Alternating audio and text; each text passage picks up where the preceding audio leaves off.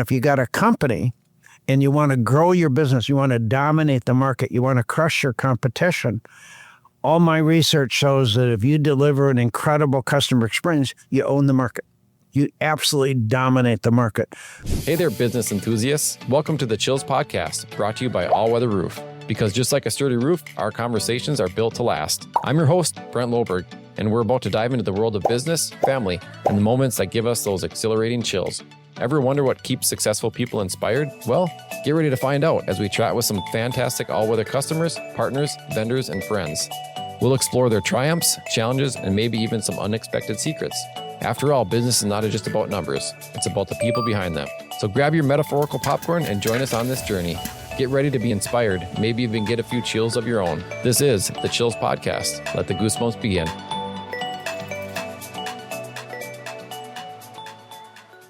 So what made you go down the path of customer service? In 1979, before you were probably born, Brent, 81. I saw organizations spending a lot of money on advertising, trying to bring people to their place of business. And as they walked through the door, I saw employees hitting the customer on the head with a baseball bat to make sure they didn't come back. And I'm using that figuratively. And I thought that was really stupid. Mm-hmm. And I thought that if you treat the customer like a king or queen, they'd give you a lot of money and they'd come back and they'd bring their friends. That was the concept. So I said, why is customer service so bad?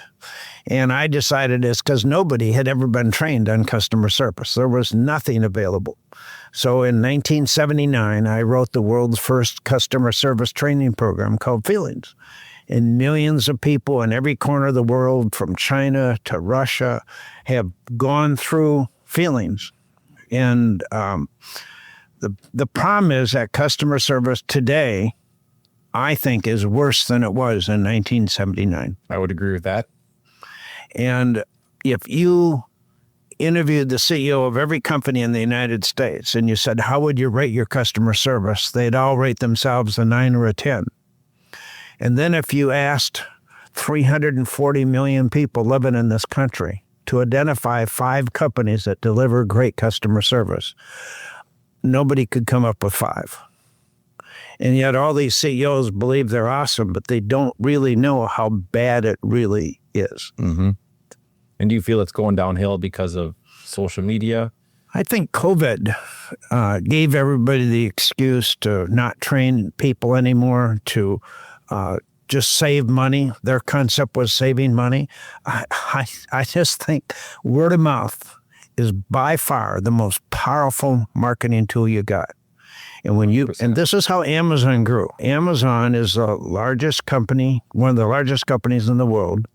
They grew sales last year this is the year before, $60.8 billion. In 2024, I wouldn't be surprised they're going to grow sales $80 billion. We'll get the results toward the end of January. Profits the previous year were $30.4 billion. I wouldn't be surprised that profits for this last year, 2024, might be $40 billion. Profits, okay? Nobody wants to copy Amazon. By far, they are the most customer-driven company in the world. They got speed. They have price. These are all issues that I talk about. They have service recovery when they screw up. They have empowerment. I've never had anybody at Amazon ever say no. They understand the customer experience. They reduce friction. They're the easiest company in the world to do business with. You can talk to a live person if you want. If you talk to most companies in the U.S. today, they have voicemail. Push 1, push 2, and push 7 to go to hell. I'm working with health partners for an issue with my wife that she's got some skin cancer right now, and it's almost impossible to reach a live person. It's impossible to reach your doctor. Nobody cares about the customer. Mm-hmm. It's stupid. Copy an Amazon. Amazon understands it. Costco understands it. The Mayo Clinic understands it. Okay. The Mayo Clinic is like the Ritz-Carlton of healthcare, and all the other hospitals are like Motel 6. There's that dramatic of a difference. Yeah, for sure. So back to the COVID thing, what we've seen here is before COVID, we get a meeting with people and we talk about our proposal, sit down face to face. run through the scope of work. And now after COVID, it's hard to get people just want to do a Zoom or they just want things emailed to them. So that's the other thing is even customers are starting to push back on that as well. I just think that, young people today are getting fired because they have no work habits. They have no social skills. So they're used to just working on their phone. They don't understand how to interface with people. And boy, if you're going to be successful today, you better have some very good work habits. And you better understand customer service because 95% of all the new jobs demand expertise in customer service. Your social skills are critical to your success. If you're looking to work in a roofing company and you just want to be on top of the roof and you're never going to talk to people, that's fine. But the real future is what are you doing with your soft skills? Where do you really want to go? And if you got a company and you want to grow your business, you want to dominate the market, you want to crush your competition, all my research shows that if you deliver an incredible customer experience, you own the market. You absolutely dominate the market. The difficulty, Brent, is very few companies today give a damn. And I don't understand why. I think it is. It's a lot of, it's just everything's at your fingertips and social media and people just want fast, where they don't want to take the slow road and build that relationship. That's what I've seen out there.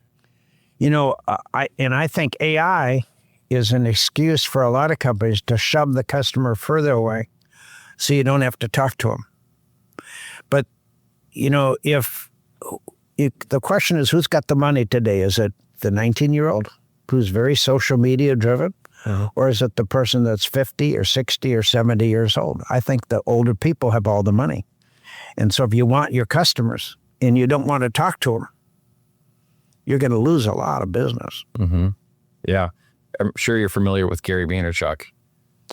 I'm not. He's a marketing guy. He's wrote a bunch of books about marketing. And one of the things that he recently said on one of his podcasts was you can either go full in on social media where you're doing SEO and all your website work, or you can kind of go back old school to where our grandmas and grandpas used to do business, thank you cards and visiting people and buying gifts and thanking them for the business. So there's kind of, if you're in the middle, you're going to get kicked out. So you're either going to have to go full in on social and SEO, or you're going to have to go back old school. And I like the old school approach. I think the old school is really critical to the soft skills. And, you got to be really good at it. Companies do not understand, CEOs do not understand the power of the service strategy. The service strategy, Brent, is how do you own the market? How do you dominate the market? How do you crush your competition? And it all goes back to word of mouth advertising. You can watch a TV. I remember watching on the Super Bowl last year, Discover had this commercial they spent millions of dollars on saying that you can call Discover and a live person will answer the phone. Mm-hmm. It's baloney. Did you call? Yes, it's BS. They don't do that. I have a Discover card and you got to go through all the different steps and finally you might eventually get somebody. But, Amazon understands reduce the friction, make it really easy for people to spend money with you. And companies use technology to push the customer away instead of making it easier to do business with you. At Apple, you can call an 800 number today. You don't need to go into their stores anymore. And they take over your Mac computer, your iPhone. They instantly help you, and it's all free. And there's no 2-minute wait time to get into Apple. They understand. And, Apple, the previous year, had $99 billion in profit. Billions. Apple is a service leader. And I don't know why companies don't copy the Apples and the Amazons and the Mayo Clinics. So you've been doing this a long time. So 45 years. 45 years. So tell me a good story about customer service, somebody that you trained and they kind of came back to you and said, this worked for me. You got to have thousands of stories. Well, I get messages from people all the time where they read my books and they say, you changed my life. Mm-hmm. I had a client in Kazakhstan, Technodom, that used our materials for a number of years, and they were the largest retailer in the country. They have, about 10,000 employees, and and we really made an impact. They would answer the call in 1 or 2 seconds, with a live person. And then what happens is finance people kind of take over and human resource people take over, and we can reduce the stuff and we can reduce costs. And then all of a sudden they're back to ground zero. That's the reason I wrote the book Relentless, is because people focus on customer service for sometimes a few months, sometimes a few years, and then they forget about it. I'll give you an example. Walmart used to just destroy Kmart. When Sam Walton was alive, they were absolutely killers. And they focused on two things, price and customer service. Today they have price, but they don't have customer service. And I had all the research. And I used to put it in my book, Achieving Excellence Through Customer Service. And then, Kmart was sold and to Sears, and they stopped disclosing any financial information. So I could no longer track what was happening to Kmart, which is basically out of business. But companies don't stick to this stuff. If you look at the stock of Walmart versus Amazon, I invested $1,000 in May of 2003 to track service leaders. I had 9 different companies. One of them was Walmart, one of them was Amazon, because both were service leaders at that time. The stock of Amazon today, that $1,000 is worth $140,000. The stock of Walmart, that $1,000 is worth about $5,500. Okay. The stock of Costco today is worth about $35,000. The stock at Home Depot is worth about $22,000. Companies that focus on a service strategy and they never let go, they can increase the value of their business 5 times, 10 times, 20 times, 100 times. We're talking billions of dollars for companies that are really serious about this. Mm-hmm. Yeah, it makes a lot of sense. It's what we follow. So the name of the podcast is The Chill. So those feel-good moments, like what in your business gives you those feel-good moments? You've been doing this a long time. What I really love is when I see great customer service. Okay. And I was at a little restaurant for the first time last week. Okay. To have coffee and a meeting. And the customer service was a 10. Okay. They probably had about 6 or 7 employees. And they were absolutely awesome. What was the name of it? Was it local? It was in Bloomington, and the name was something like Bug Busters or... Okay. I can't remember the name. I'd never been there before, but they were absolutely awesome. And what made it over the top? They used your name. Okay. They broke all the rules that they have to take care of their customer. They provided some free cookies and desserts for us as we're sitting there having coffee. Mm-hmm. But the people constantly used your name. Okay. One of the elements of great customer service, Brent, is when you use the customer's name and you remember the customer. So think about when you fly, the pilot and the crew knows who everybody is and they know where they're sitting, but they never use your name.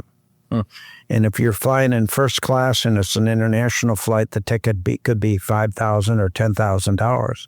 Now, if somebody sat down at your home for dinner and they were going to give you $5,000, would you use the person's name? Would you know who they are? Yes, John. But they don't do that. Sure. Okay. And there's nothing more valuable than a customer's name. And very few people know it. Very few people have ever been trained to do it. If I was a wait staff person, I could easily increase my income by 20, 25%, easily, just by improving my customer service skills, but most importantly, using and remembering the customer's name. That's a great idea. So when people sit down to eat, hey, what's your name? It would be very easy to say, ma'am, it is so great to have you here. My name is John. What is yours? Oh, it's Sally. Sally, have you been here before? And who's your friend, Sally? Oh, it's Jane. Hi, Jane. I'm John. And then did this at the restaurant you went to? They asked your name. And yeah, they did. And I don't think I've ever been to a restaurant where they ask your name. It's always like, hey, I'm Brent. I'll be serving you today. And that's it. so if you go to Outback Steak, they have a loyalty campaign. So when you give them your phone number, they can look up your name. But I've never, ever once had anybody at Outback use my name. Never. I've been there, 50, 60, 75 times. Good service. But what would happen to the wait staff's income if they consistently used the customer's name and they remembered the customer? And then the next time you came in, you say, Brent, I haven't seen you for a month. Welcome back. It's so powerful. It really is. People don't use it. So there's a lot of different skills in customer service that people can use and learn, but it will dramatically improve their income. It will dramatically improve their sales. It'll improve their market share, their market dominance. And do you implement this in your training? We do. Company? We have about 20 different customer service training programs that people can choose from, Okay. that they can use to train their entire staff. My concept is that the most important person in a company is not the CEO. It's the little guy at the bottom.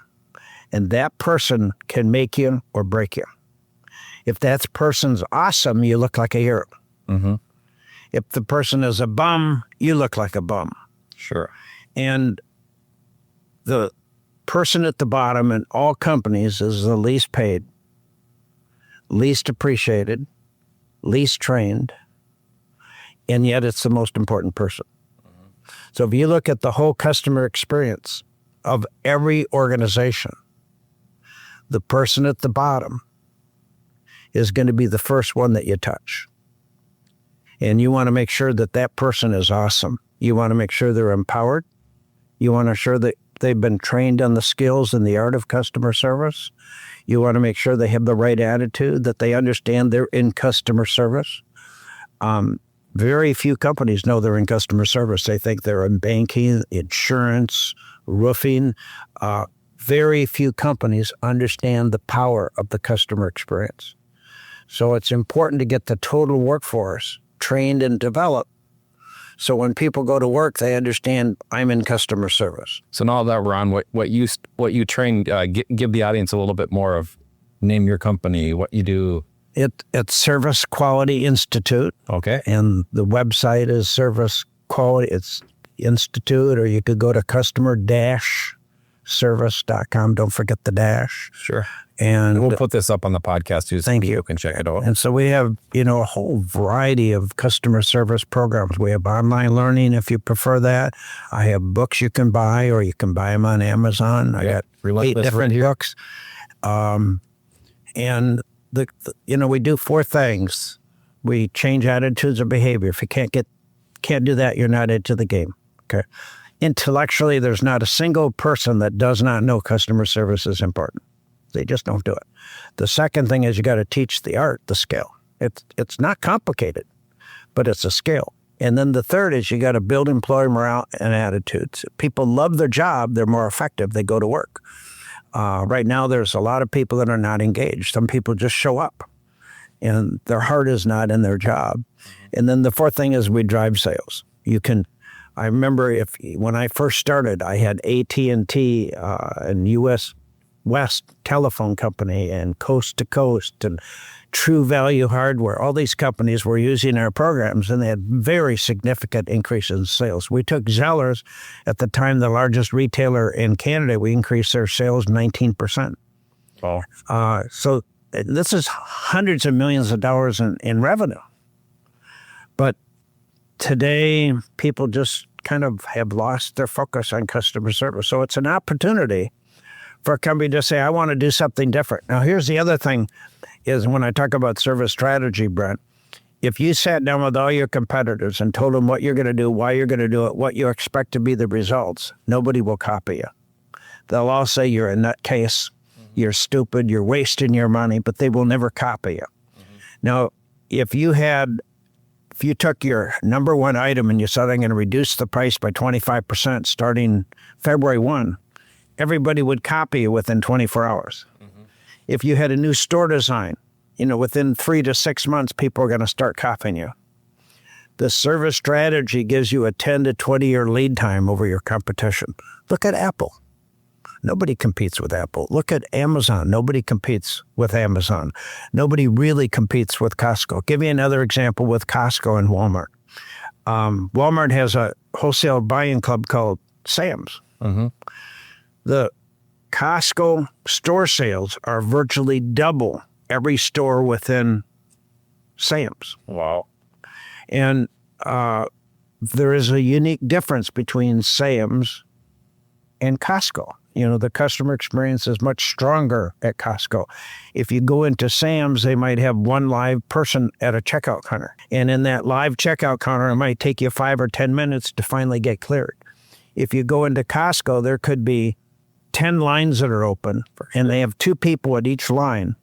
And there could be 4 people ahead of you, and you're going to be out of there within a few minutes. Yeah, you're right. They have incredible speed, but they understand the customer experience. They understand customer service.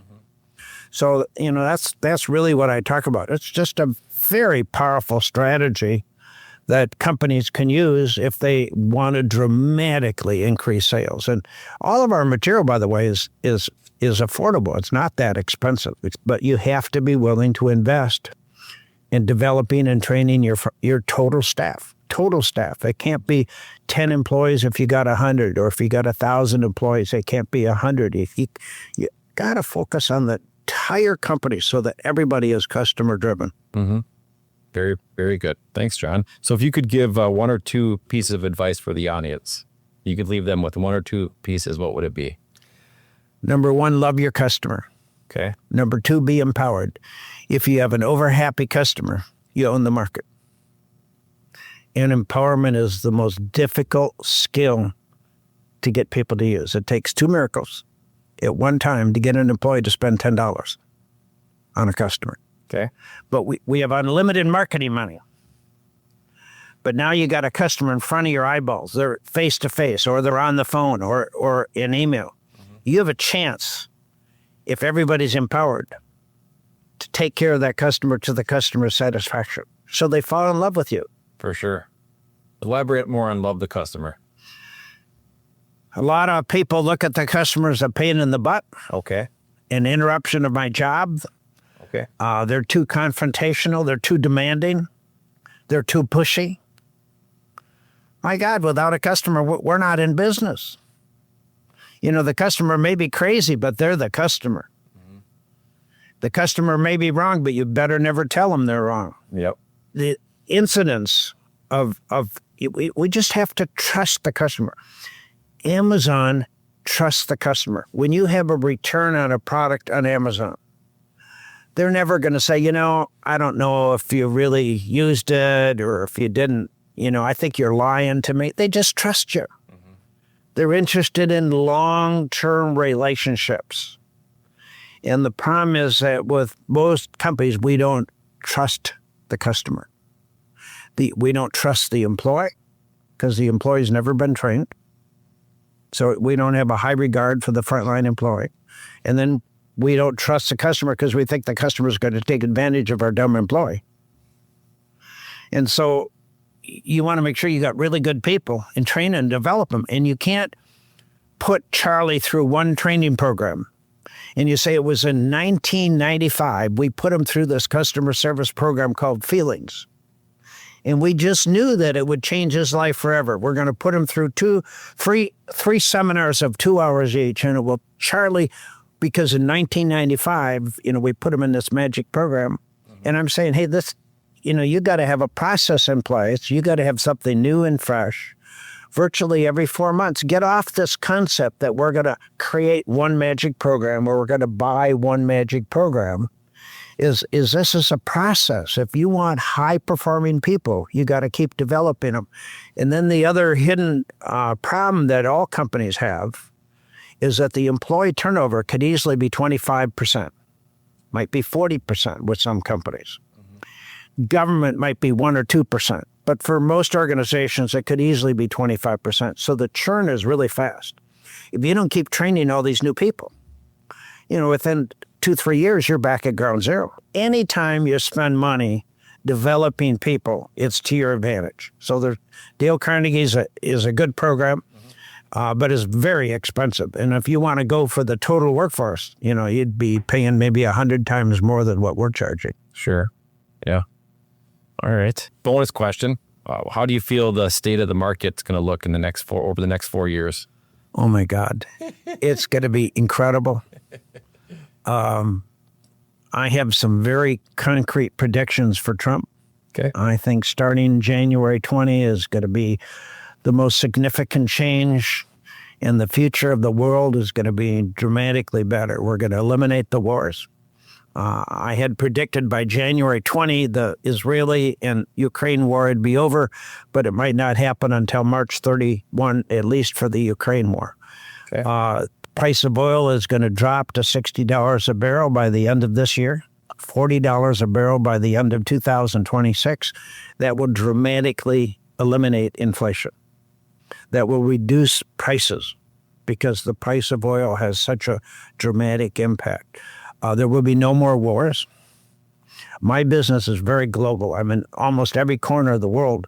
I noticed that. And these wars just destroy my business. Russia is one of the largest markets in the world for me. And the business is just starting to increase dramatically in Russia. I'll be in Moscow toward the end of March. And I've got a contract with a Russian company for 6 different seminars this year. So my whole business in Russia will dramatically improve. We need to get along with Russia. And I think that Trump's hands were tied the first administration, because if he did anything with Russia, he would be considered a Russian pawn.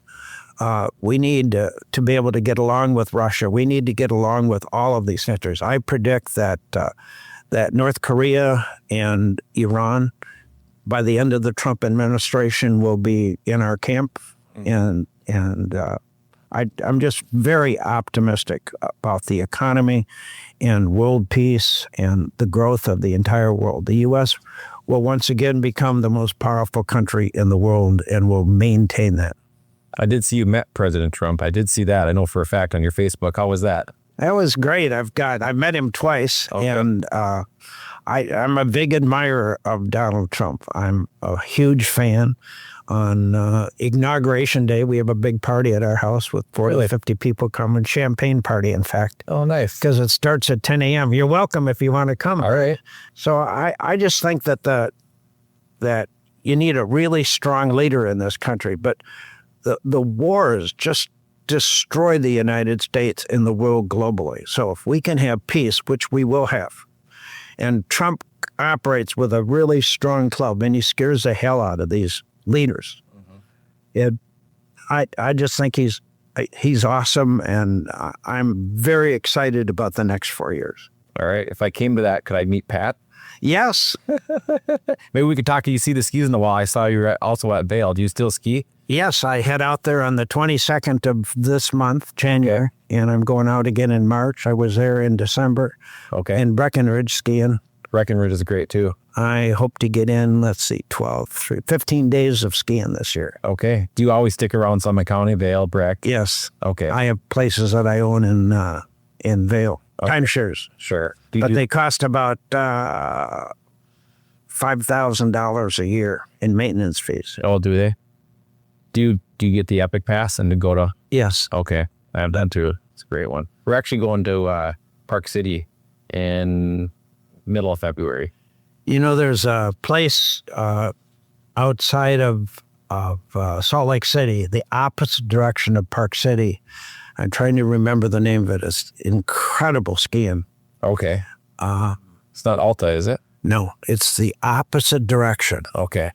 And there's no resorts there. There's no housing there. There are no restaurants there of any significance.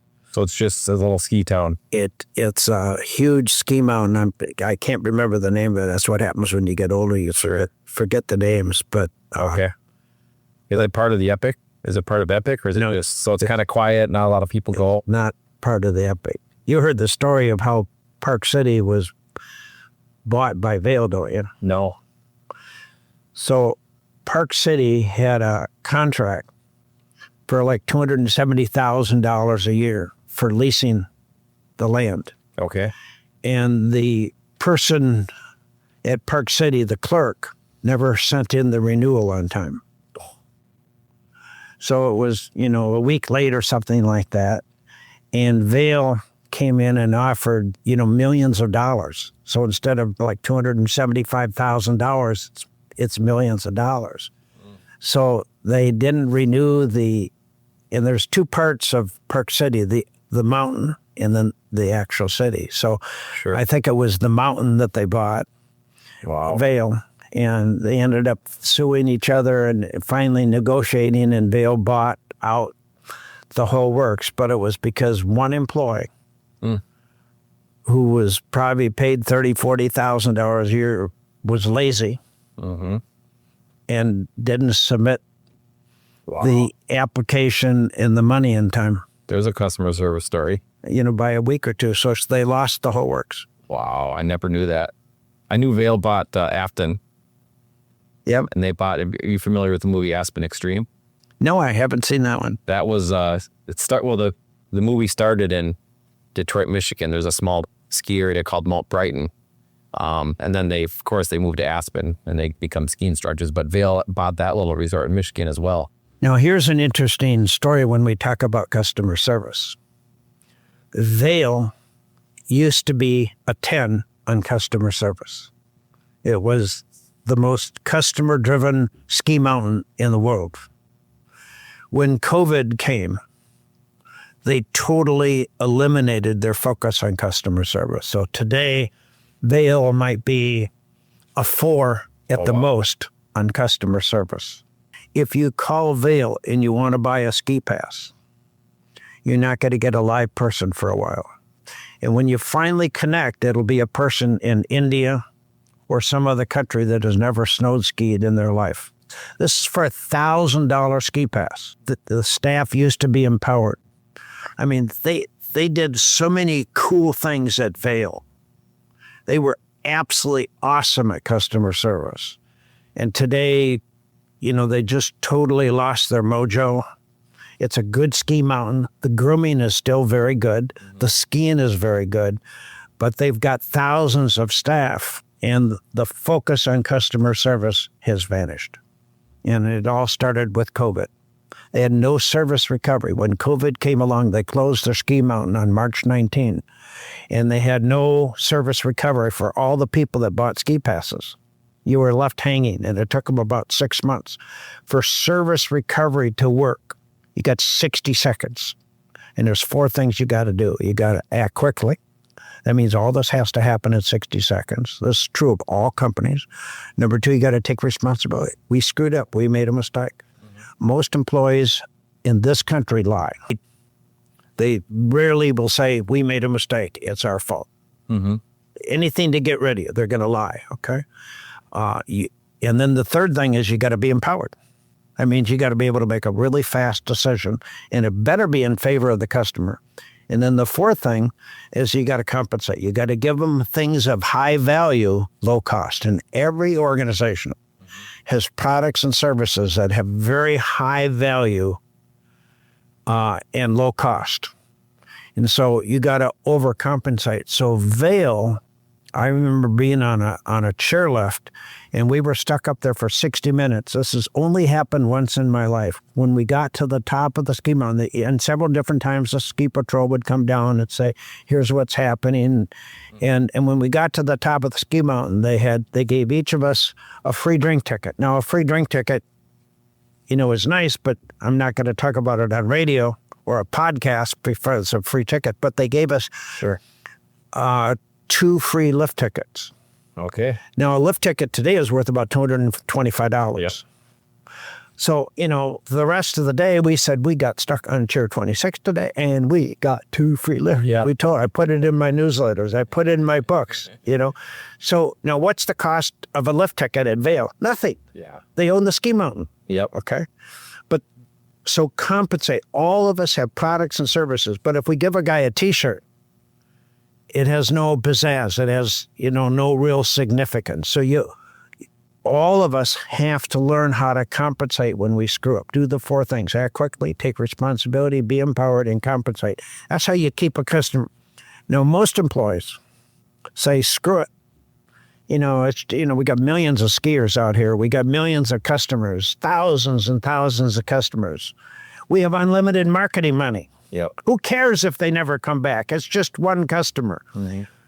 The transaction that might only be $25 in your business could really be $4,000 or $5,000 over the life of the customer.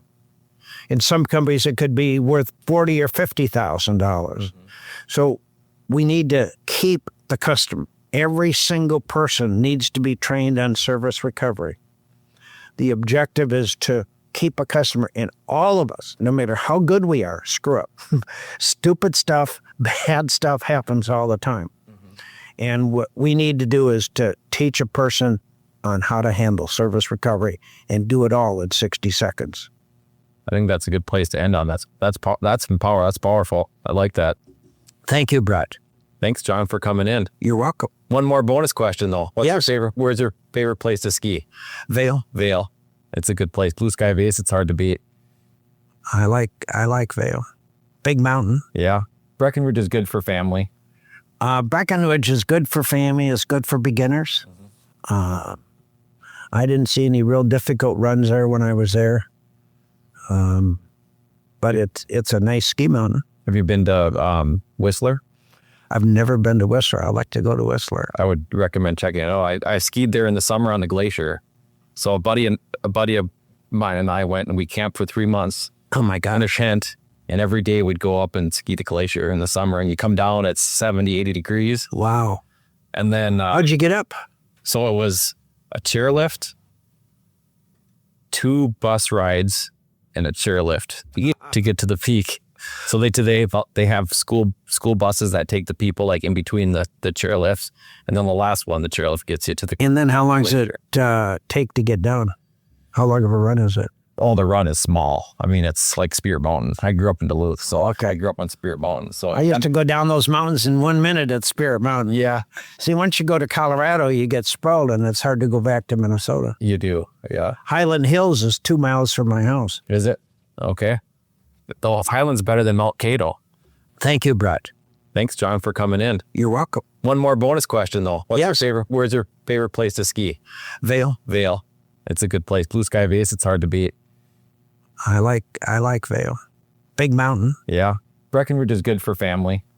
Breckenridge is good for family. It's good for beginners. Mm-hmm. I didn't see any real difficult runs there when I was there.